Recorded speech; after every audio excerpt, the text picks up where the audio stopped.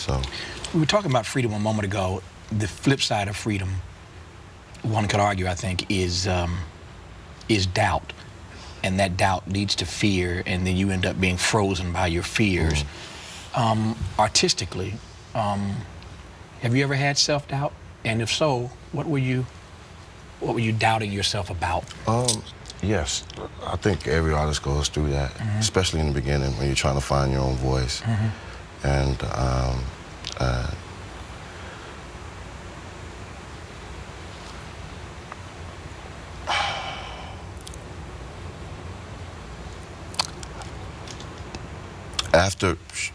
I think shortly after I got signed,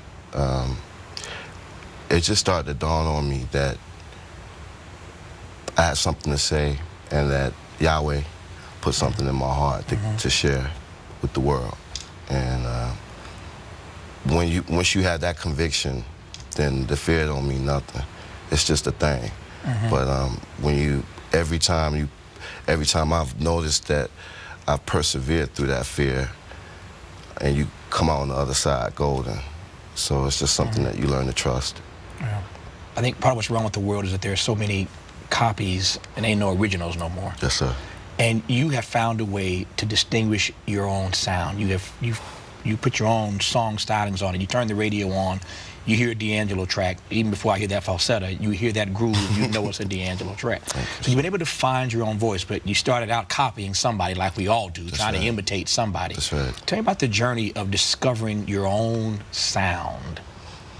That's the thing. I've heard this from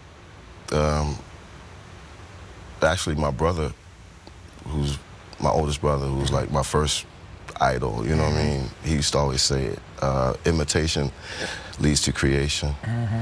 And like with Prince, you know, that was my first like idol. You know, I've heard somewhere else too, where if you're an artist, they say, don't seek them, but seek what they sought. So Prince, in my adoration of his artistry, me seeking what he sought, that led me to James Brown and other things that influenced him. There was obvious influences on Prince, like Sly Stone, George Clinton. So he kind of was like, you know, the key that opened that door, you know. Yeah. I suspect you've been asked more times than you care to remember what took so long from the last project to this one. So I don't want to ask what took so long, because I believe that art comes in its own time, yes, sir. Number one. Absolutely. And the flip side to asking what took so long is that something this brilliant only took this long. There's another way to kind of look at that. Bless you know what I'm saying? Bless you. So I don't want to go there, but I do want to ask though how you navigate those years as an artist. What are you doing in that 13, 14-year span when we're waiting on the next project? Artistically, how are you? I mean, are you touring? Are you writing? What's happening in that period that feeds your own artistic soul? I'm always writing. Yeah. And learning. It's about growth. Yeah. So I'm growing as a musician, as a guitarist. But you did on this one. Absolutely. Yeah. You know, of course, I'm still growing and still learning. I'm always, you always want to have, you never want to be at a place where you feel like you've arrived. It's always an upward incline. You know, that's what a true artist is supposed to be doing, and constantly growing and finding new territories. Those are the type of artists that I love. Prince, you never knew what to expect from him, from one album to the next. Miles Davis was like that. You know, once you get used to one style, boom, he switched it and you know, switched gears on you. So those artists are very exciting to me, very exciting to follow their path, you know, and their journey. Yeah. The challenge to that is, and you know this better than I do because you're the artist, I'm not. The challenge to that is that artistically you want to grow, but your fan base wants more of the same.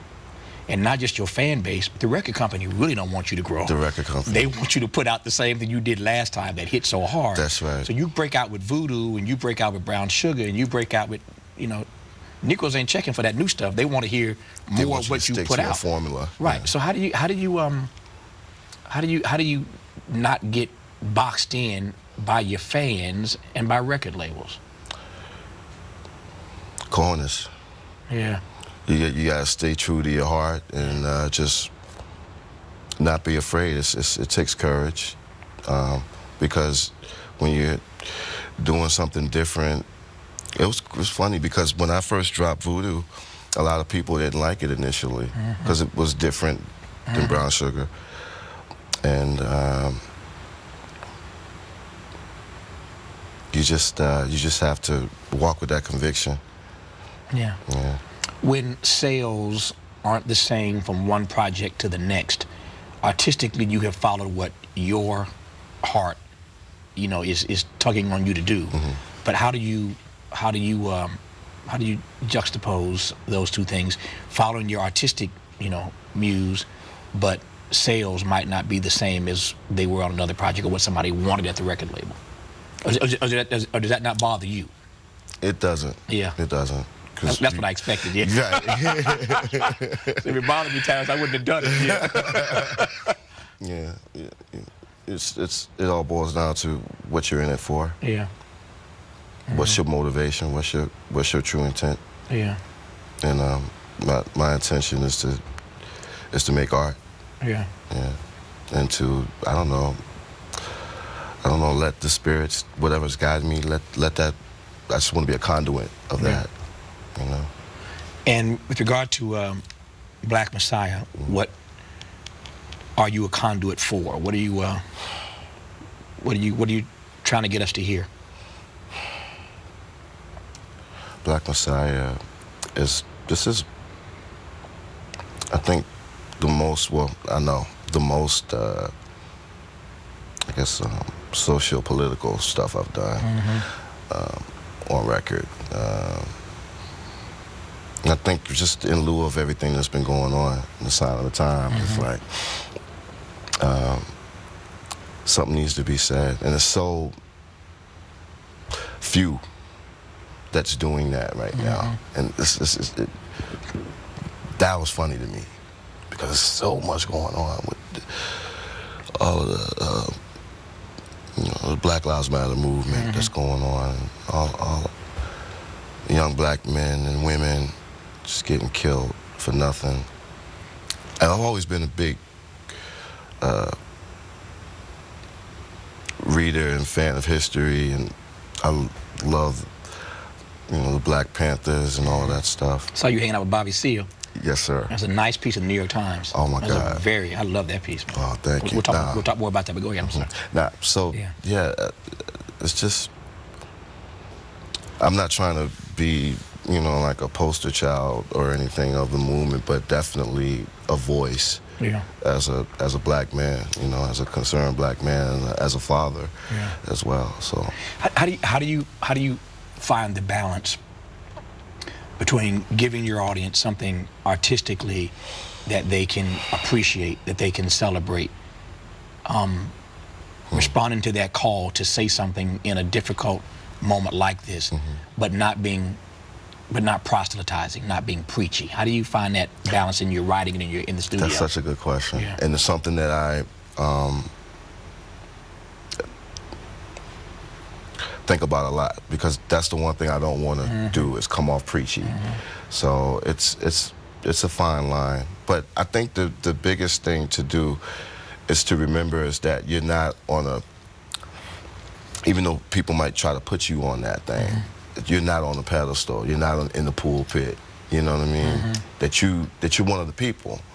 And so as a voice of the people, I'm never talking to y'all, I'm talking about us. So you're including yourself in the whole thing that you're discussing. So I think that's a key in that. You mentioned some artists who've had a huge impact with the work that they have done, a social impact, societal impact. You think that music is still pregnant with the kind of power to make a difference in this world the way it did prior to. Absolutely. Absolutely. Yeah. That's the frustrating thing about it, because music never loses that power.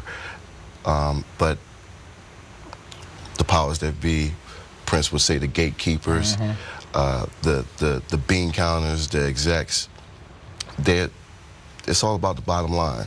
So they just want to make money, and they want to stick to a certain formula that's making that money. I mean, we all know that, but yeah, music can override all of that, all of the commerce side of the music business, you know, and everything, not just music, but everything as a whole has become so corporatized, you know, and the music business has been no exception in that. I think it's even more so, you know what I mean? I think that's the frustrating thing about it. But it's really in the hands of the artists and the people, the audience that's listening to the music. So. Yeah. He don't do this often, so I'm going to tie this Negro down, not let him go.